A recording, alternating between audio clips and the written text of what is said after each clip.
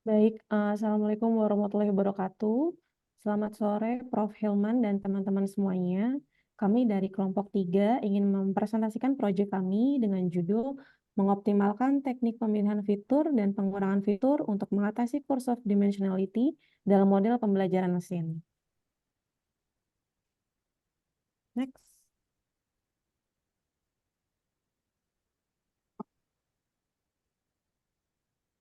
Berikut ini adalah anggota kelompok kami yang beranggotakan Tovan Marifan Nazmudin, Muhammad Indra, Agus Prianto, Ilham Maulana, dan Yulita Ayuardani. Baik, di sini kita membahas Curse of Dimensionality, di mana Curse of Dimensionality adalah suatu fenomena di mana semakin banyak dimensi yang terlibat dalam suatu data, semakin sulit untuk menganalisis dan memproses data tersebut. Hal ini terjadi karena semakin banyak dimensi, semakin banyak pula data yang diperlukan untuk mewakili data tersebut secara akurat, dan semakin sulit untuk membedakan pola atau informasi yang relevan dari data yang tidak relevan. Curse of dimensionality sering terjadi dalam sistem pengambilan keputusan berbasis data, termasuk dalam sistem pengambilan gambar berbasis konten atau CBIR.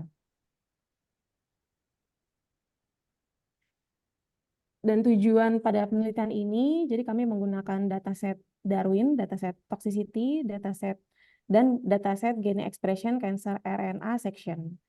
Dengan data tersebut, penelitian ini bertujuan untuk menghasilkan model terbaik untuk mendapatkan prediksi yang paling tinggi menggunakan berbagai metode.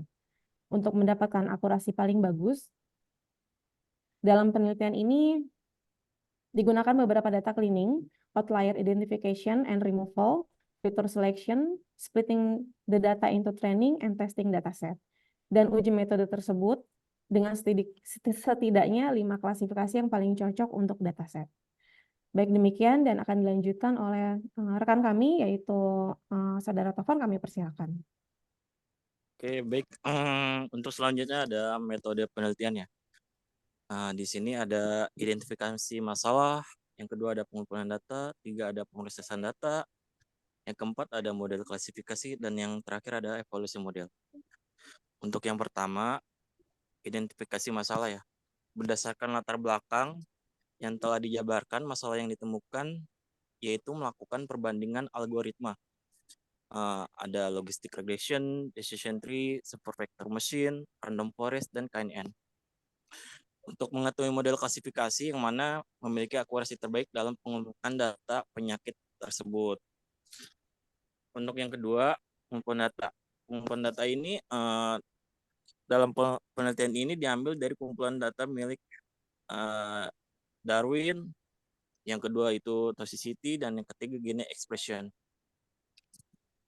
Nah, next. Nah, yang pertama ada dataset Darwin. Dataset ini dibuat untuk memungkinkan para peneliti meningkatkan metodologi machine learning yang sudah ada untuk prediksi penyakit Alzheimer melalui analisis tulisan tangan. Untuk yang kedua ada dataset toxicity. Dataset ini mencakup 171 molekul yang dirancang untuk domain fungsional dari protein inti jam biologis CRY1 yang bertanggung jawab dalam menghasilkan ritme sirkadian. Dalam total tersebut 56 molekul diantaranya bersifat toksik, sementara sisanya tidak bersifat toksik. Pada dasarnya, dataset ini memberikan informasi tentang jumlah molekul yang dikembangkan atau dirancang untuk berinteraksi dengan protein CRY1 yang terlibat dalam mengatur jam biologis. Dan yang terakhir ada gene expression cancer RNA section. Nah, ini merupakan bagian dari dataset RNA atau high section pancan. Ini adalah ekstrak acak dari ekspresi gen pasien yang memiliki berbagai jenis tumor. Contohnya ada BRCA, KIRC, COAD, LUAD, dan PRAD. Untuk penjelasan berikutnya akan dijelaskan oleh Mas Ilham. Baik, terima kasih Mas Taufan. Untuk selanjutnya dari dataset yang ada diperlukan untuk dilakukan proses data cleaning, yaitu salah satu langkah kritis dalam proses pemrosesan di data machine learning ya. Tujuannya yaitu untuk mengidentifikasi dan memperbaiki kesalahan, inkonsistensi, atau ketidaksempurnaan dalam data. Sehingga model machine learning dapat bekerja secara efektif dan memberikan hasil yang akurat. Langkah-langkahnya apa aja? Yaitu yang pertama, menghapus kolom yang tidak diperlukan. Kedua, identifikasi kolom yang memiliki nilai nol dan kita bisa menghapus nilai nol tersebut. Kemudian yang ketiga, identifikasi kolom yang mengandung suatu nilai. Yang keempat, menghapus kolom yang mengandung satu nilai tersebut. Kemudian yang terakhir yaitu identifikasi baris yang mengandung data duplikat dan menghapus barisnya. Next, selanjutnya di sini kita melakukan feature selection. Ada 3, yaitu yang pertama ANOVA App Test Feature, yaitu metode dalam pemilihan fitur yang menggunakan uji ANOVA untuk mengevaluasi signifikansi perbedaan rata-rata antara kelompok-kelompok yang dibentuk oleh kategori target. Jadi ANOVA F-test ini dapat digunakan untuk tugas klasifikasi regresi numerik, di mana variabel targetnya adalah numerik dan fitur-fiturnya dapat berupa kategorikal. Yang kedua, unvariate selection, yaitu metode yang dalam pemilihan fitur selection berfokus pada evaluasi kinerja setiap fitur secara individu, tidak mempertimbangkan interaksi antar fitur. Tujuannya yaitu untuk memilih fitur-fitur yang memiliki hubungan yang kuat dengan variabel target tanpa memperhatikan hubungan antar fitur. Yang terakhir yaitu kita menggunakan recursive feature elimination. Metode ini, pemilihan fitur ini dalam machine learning tujuannya untuk memilih subset fitur terbaik dari suatu dataset. Atau disingkat RFE ya, itu bekerja secara iteratif menghilangkan fitur dari model dan mengevaluasi kinerja model setiap kali fitur itu dihapus. Tujuan akhirnya adalah memperoleh subset fitur yang memberikan kinerja model terbaik. Next. Selain itu, kami menggunakan metode fitur reduction. Di sini ada 2, yaitu PCA dan LDA. Ya, PCA singkatan dari Principal Component Analysis, yaitu metode analisis statistik untuk mereduksi dimensi data dengan mengidentifikasi dan memanfaatkan komponen utama yang paling berpengaruh. Yang kedua, LDA, Linear Discriminant Analysis, yaitu metode statistik yang digunakan untuk mengidentifikasi kombinasi linear dari fitur yang paling baik, membedakan antara 2 atau lebih kelas dalam suatu dataset. Oke, untuk selanjutnya akan dibahas oleh Saudara Muhammad Indra. Oke, baik. Terima kasih Mas Ilham. Oke, baik, di sini saya akan menjelaskan ke tahap berikutnya, yaitu model klasifikasi yang sebelumnya sudah dilakukan pre-processing data ya. Model klasifikasi yang kita gunakan di sini ada 5, yaitu yang pertama ada logistic regression, decision tree, super vector machine, k-nearest neighbor, dan random forest. Logistic regression itu sendiri adalah metode statistik yang digunakan untuk klasifikasi dan prediksi probabilitas atas kejadian suatu peristiwa. Sedangkan untuk decision tree yaitu model pengambilan keputusan yang menggambarkan alternatif dan konsekuensinya dalam bentuk struktur pohon ya, atau bisa disebut dengan tree itu atau struktur yang pohon. Decision tree ini memiliki kemampuan untuk membreakdown proses pengambilan keputusan yang kompleks dan menjadi lebih simpel, sehingga pengambilan keputusan lebih menginterpretasikan solusi dari permasalahan. Untuk super vector machine itu sendiri, yaitu algoritma klasifikasi yang mencari hyperplane terbaik untuk memisahkan kelas-kelas data. Untuk cara kerjanya sendiri, yaitu didasarkan pada SRM atau Structural Risk Minimization yang dirancang untuk mengolah dan menjadi hyperplane yang mengklasifikasikan ruang input menjadi 2 kelas. Untuk k-nearest neighbor sendiri itu adalah model klasifikasi yang berdasarkan jarak atau berdasarkan tetangganya. Sedangkan untuk random forest yaitu ensemble learning yang merupakan menggabungkan beberapa model prediktif yang lebih sederhana mencapai prediksi yang lebih akurat dan stabil. Baik, selanjutnya di sini ada hasil evaluasi di mana yang selanjutnya tadi kita gunakan model klasifikasi untuk evaluasi itu sendiri ya. Dari dataset Darwin kita dapat melihat nilai evaluasi atau nilai akurasi yang didapatkan dari kelima algoritma tersebut.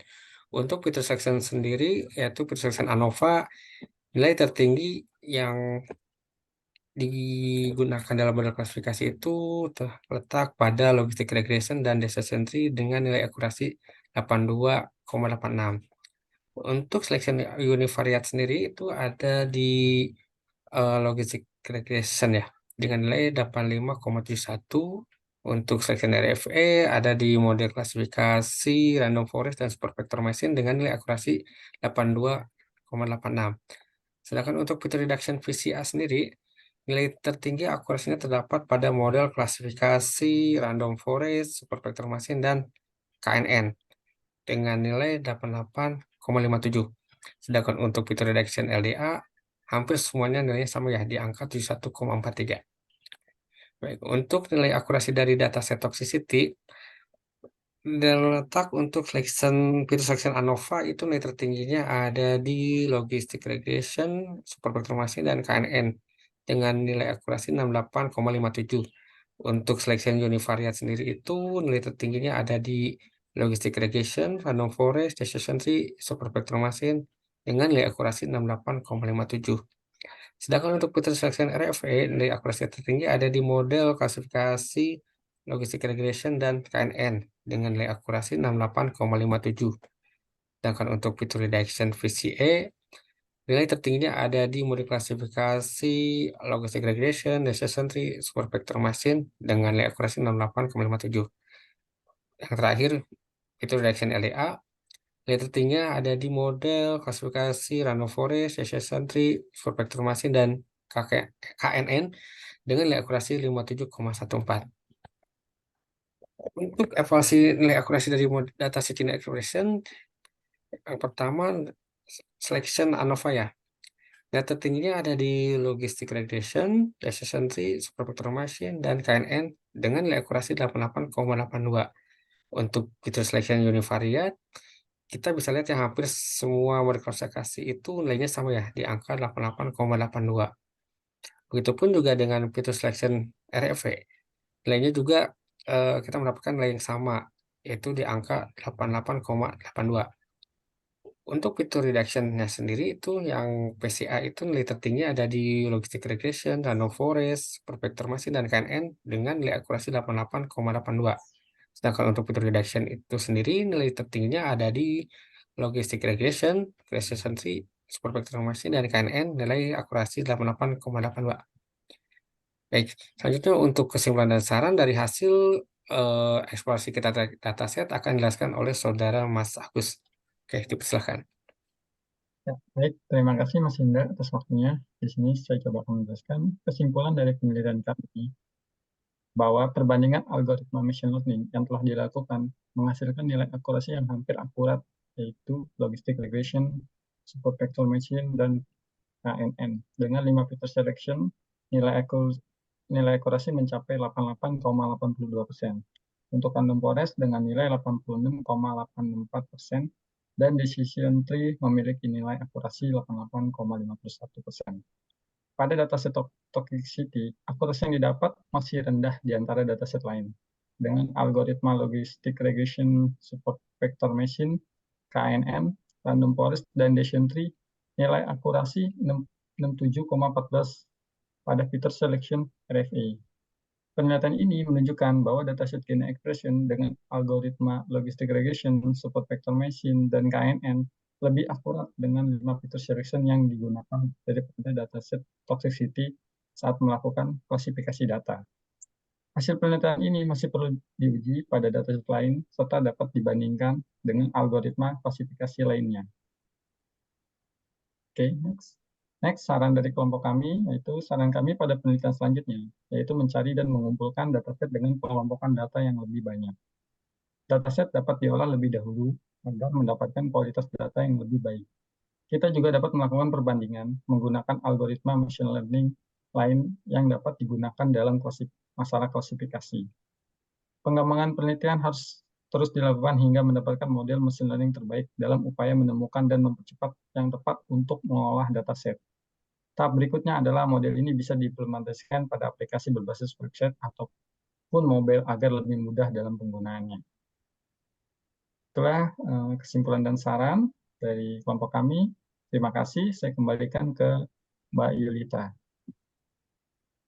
Baik, demikianlah tadi presentasi dari kelompok kami, kelompok 3.